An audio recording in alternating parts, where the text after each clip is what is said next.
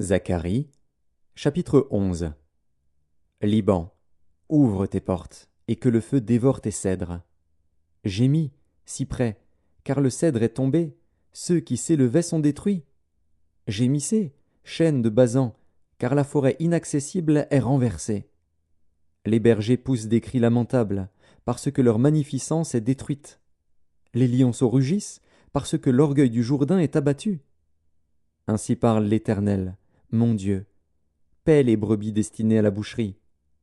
Ceux qui les achètent les égorgent impunément. Celui qui les vend dit « Béni soit l'Éternel, car je m'enrichis » et leur pasteur ne les épargne pas. Car je n'ai plus de pitié pour les habitants du pays, dit l'Éternel.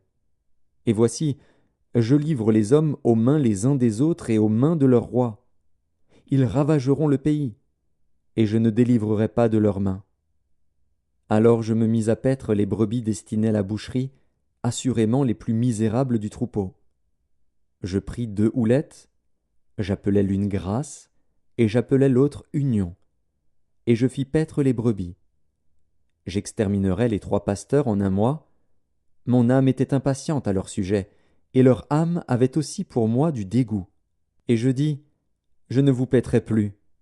Que celle qui va mourir meure, que celle qui va périr périsse, et que celles qui restent se dévorent les unes les autres. Je pris ma houlette grâce, et je la brisai, pour rompre mon alliance que j'avais traitée avec tous les peuples. Elle fut rompue ce jour-là, et les malheureuses brebis, qui prirent garde à moi, reconnurent ainsi que c'était la parole de l'Éternel. Je leur dis, si vous le trouvez bon, donnez-moi mon salaire, sinon, ne le donnez pas.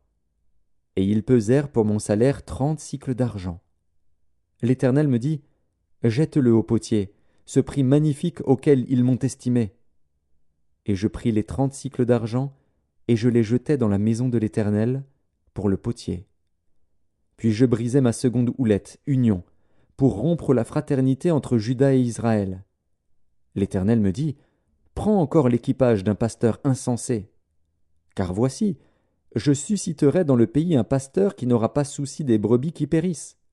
Il n'ira pas à la recherche des plus jeunes, il ne guérira pas les blessés, il ne soignera pas les saines, mais il dévorera la chair des plus grasses, et il déchirera jusqu'aux cornes de leurs pieds. Malheur au pasteur de néant, qui abandonne ses brebis. Que l'épée fonde sur son bras et sur son œil droit.